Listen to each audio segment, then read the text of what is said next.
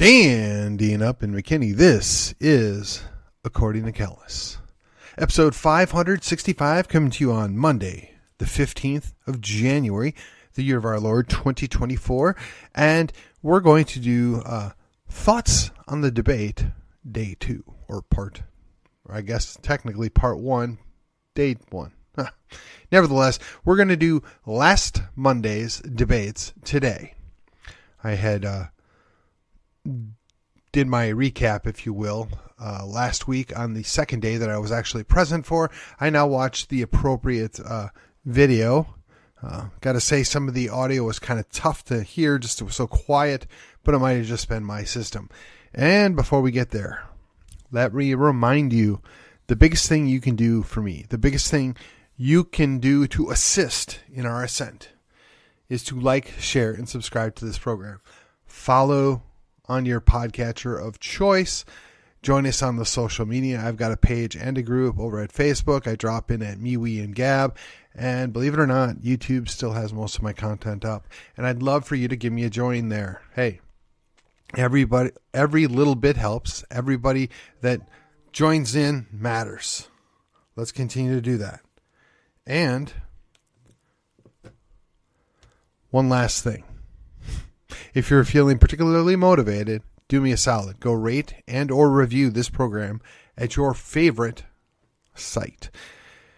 Here we go. On with the show. So last Monday, that would be the 8th, and then Tuesday, the 9th, we had a series of debates for our local candidates. Some statewide offices actually as well. Or not statewide, but state level offices as well. And we gave them an opportunity to not only get questions from us, the moderators, but questions from each other as well as the audience. Now, I've always said, and I stand by this, anybody that's willing to run for office, you have to give them a certain amount of respect, a certain amount of credibility insofar as respect in the way you interact with them. Especially if they're an incumbent, because you can trash talk an incumbent all day long, but the fact of the matter is they're still the incumbent. Well, that makes it very challenging if you're an ideologue or you feel very strongly about a couple of issues and you can't see past that, particularly when that candidate or that elected official doesn't share those same concerns or they have a different view of those same concerns. So you have to be willing sometimes to take a step back and be more objective. So I try and do that, particularly when I take on the moderator role. Now, I want to thank Jim Pickle and Derek Baker, who filled in to assist on Monday. Now, truth be told, Jim Pickle was planned to do Monday night, and I was going to be present, and then I would do Tuesday night, and he would be present as backup. I had, as I said, an unscheduled surgery, which took me out of the loop. I wasn't able to be there. I did drag myself there on Tuesday. In my absence, they had an interview with Daren Meis, who's running for HD 67 against Mr. Leach. I would encourage you go listen to the interview. It is available streaming on KD Sims, Kyle KD Sims on the Facebook. I've listened to Daren multiple times. I didn't feel the need to recap what he had to say for this specific instance because I don't think there was anything new for me personally, but I would encourage you to go invest your 15 or 20 minutes and watch and listen and see if there was enough there to convince you that he's the right guy going forward. And if I was in his district, I know what I would be doing. Secondarily, Darrell Hale, who is my commissioner, right? My county commissioner, he picked up a candidate to run against him, and then that said candidate apparently dropped out since December 23rd and January the 8th. I've heard varying reasons why that might be. I wish him well. And again, Darrell gave a brief interview, essentially, a good 15 minutes. It was at the opening of the Constable's race. Again, well worth your time. If you don't know Darrell, if you haven't been around and you haven't heard him talk before, go check it out. I didn't hear about half of it because I was fast forwarding, quite honestly. I wanted to get to debates where there was new things being said and challenges being laid down. And for the record, I'd already endorsed Darrell And that is why I abdicated my role as being moderator that night. And the other race where I have a strong opinion would be the State Board of Education. My buddy Chad Green is running. So while I would have no problem being objective, I'm not sure that the other candidates would have been willing to accept me as the moderator. So that was the reason why they were both scheduled that night. And to a lesser extent, Daren, because I wasn't sure if Mr. Leach was going to show up or not. We did try and reach out to him and schedule something, but he's a busy guy. He's an incumbent. He had other things going on.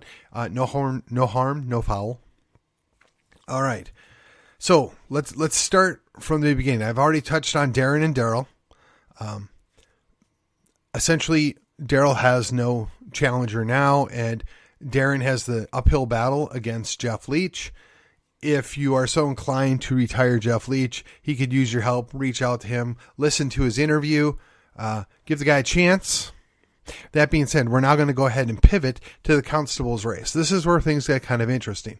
So there were a number of endorsements that came out early for Mr. Steve Asher.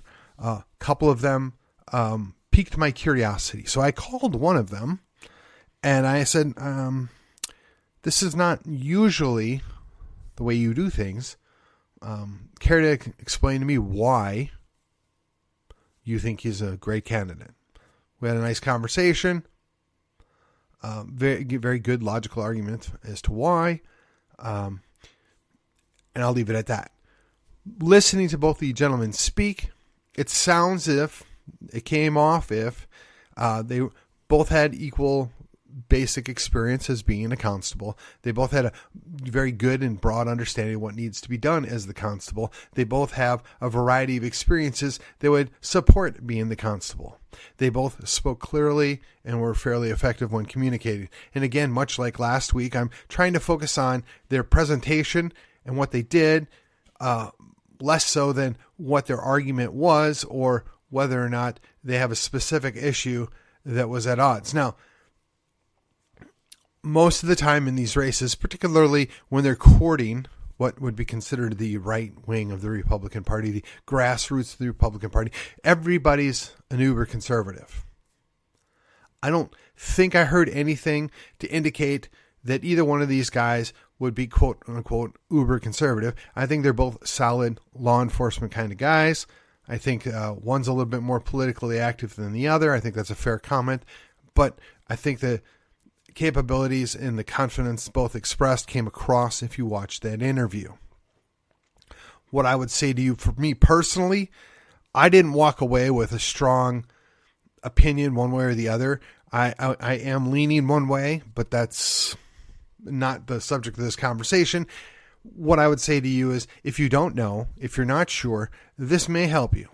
There were a couple of questions where they had slightly different answers.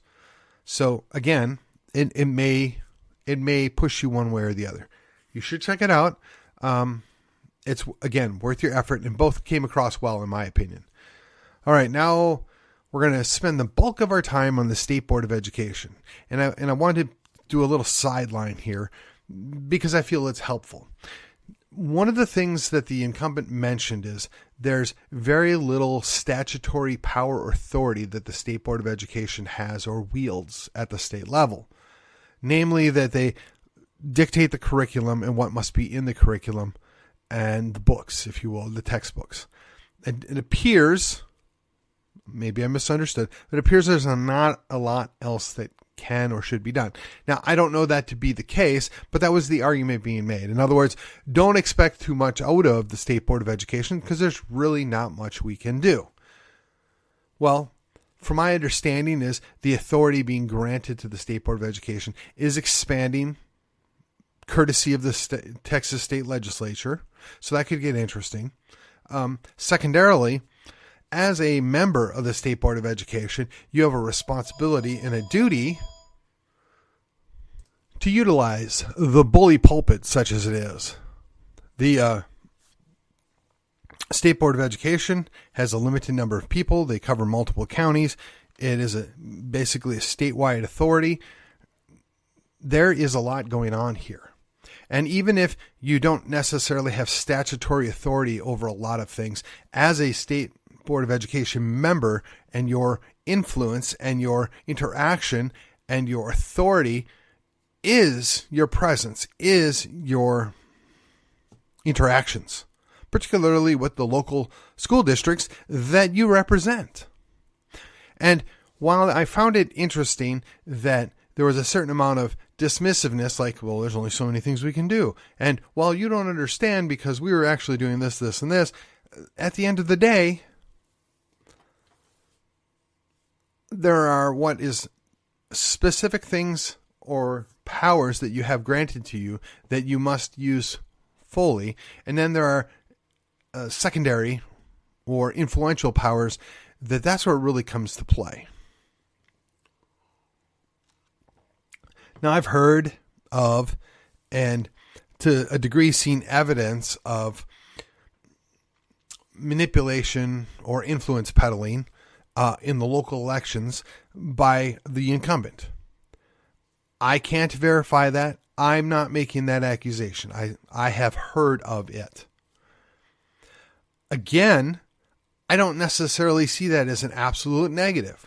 I would expect that a county commissioner or a county judge would be very interested in who the next city council member is, who the next mayor is, who the next fire chief is, particularly if they live in that district or that city. That being said, the reverse is also true. I would imagine that the council members or the mayors do have an interest in who the next commissioner is or who the next county judge is, and vice versa. Likewise, I would think we would all have a vested interest in who our next state representative or state senator is. Now, you may not want to go all in on that because there is some political fallout if your person doesn't win, but you certainly want to make it clear where your loyalties lie, I would imagine. You certainly want to, have a good working relationship, win, lose, or draw, right? Just because you chose candidate A, you probably don't want to go all in and beating up on candidate B on the possibility that candidate B becomes the next whatever, and you got to deal with that person. And if you've already poisoned the well there's nothing there. So therein lies the challenge, right? So if you're in a school district and you're trying to get certain things done, you have to have a working relationship with the other elected officials, whether it's the city that the school district's in, whether it is the House reps or the state senators, or, if you will, the State Board of Education. And you would think that the State Board of Education and the members of the school boards, at the very least, would be on the same page. Maybe not the same paragraph, but at least the same page. We want these things. We want to see this thing done.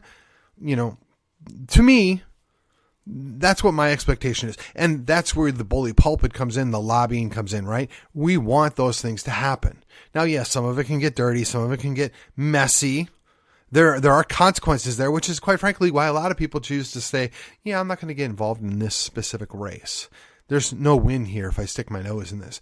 And I gotta be honest. It's hard to fault them for that because I've seen it go messy. One last aside, if you will, on this. One of the repeat issues is school choice.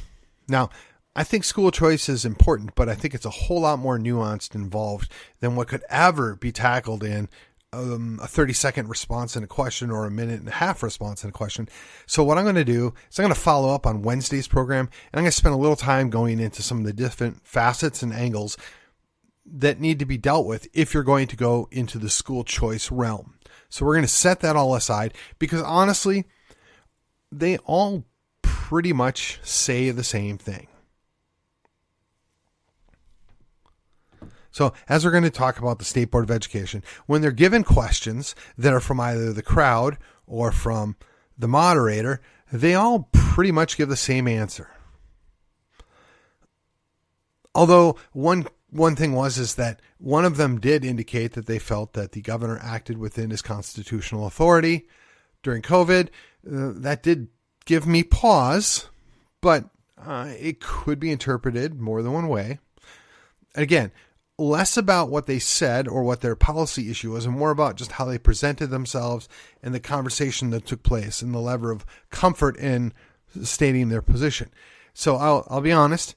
I think all three candidates did an adequate job of communicating and putting across their arguments. If I was going to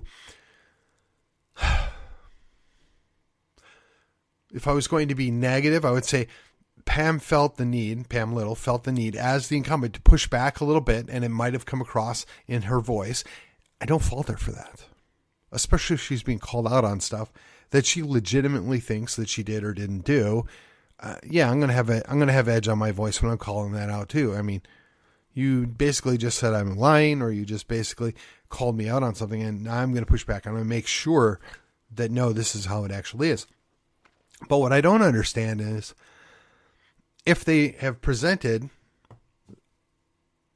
something to where this says you did X or this says you did Y, and your response is, well, no, that's not what happened, but there's a document that says that it did, one of them's not right.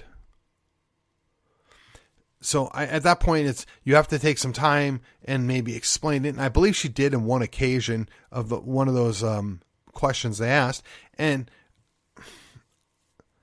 I actually prefer that the candidates ask the gotcha questions. That's never been my opinion. It's my job as a moderator to play gotcha. My job is to make the candidates look as good as they can by asking fair, even-handed questions. But on the flip side, if the candidate falls, that's on them. So, honestly, there are reasons why you would want to pick one of the challengers, and it's not for any reason that there are three people running against this person sitting at the State Board of Education. I don't know what all those details are. I don't know what all the information is that's readily available, but it's odd. It's odd. I would imagine that most of the time, a lot of these incumbent races, they may pick up one candidate going after them, but to have three, unless there's a concerted effort to remove somebody, you don't generally see that. So that's kind of curious. And it lends the question as to why, what happened here, what's going on. And if there's that much interest in it, then there might be a there. So again, I encourage you, use your own investigative skills, use your own judgment, do your own reading, do your own research, and don't really have much more to say about this. In fact, I'm probably going to end up cutting the show short because honestly, the two of the debates ended up being brief interviews. Again, well worth your time. A special shout out to Kyle KD Sims over there on Facebook who live streamed them. And that was Monday the 8th. You go check those out, get your own opinions, your own thoughts on what transpired there. It's worth your time. On the debates themselves, again, when you're running with Republicans in a Republican primary, there's very often very little different between them. They're all catering to the same crowd, essentially. It's unusual that you don't find somebody skilled enough to tweak their answers to make sure they give an answer that they think you want to hear. Whether they mean it or not's not really relevant. It's about winning the race. And if you think that's a bit cynical, maybe. So again, the other thing I wanted to point out on this is special thanks for Mike Giles and having my back and setting these up. There was 2 nights. It was, I would think, a lot of fun. I only got to be there for one. We overperformed in that there was well over 100 people both nights. The room was only technically available for 100 seats. That is a good problem. I want to also thank Red Wave Texas for their assistance and donation and helping us offset the cost of this. I was very happy about it, and it is still my intention to go through and break down the audio into the individual segments and put those up for you to listen to, and I will label them accordingly. They will be available both on my social media and your podcast links. It is imperative to know about the candidates, to know what they think, to know what they say, and make sure you're comfortable and you're happy with that candidate before you vote for them. Because unfortunately, the party labels don't mean what they used to. And honestly, always farming out your understanding of things to other people does not always lead to good results. And with that, Again, we're going to cut it just a hair short, probably about 2/3 of the normal time here. But again, take your time, investigate, listen to the individual interviews or the debates themselves, make your own decision, and we'll return tomorrow with a little Texas Tuesday. And until then, I will see you on the other side.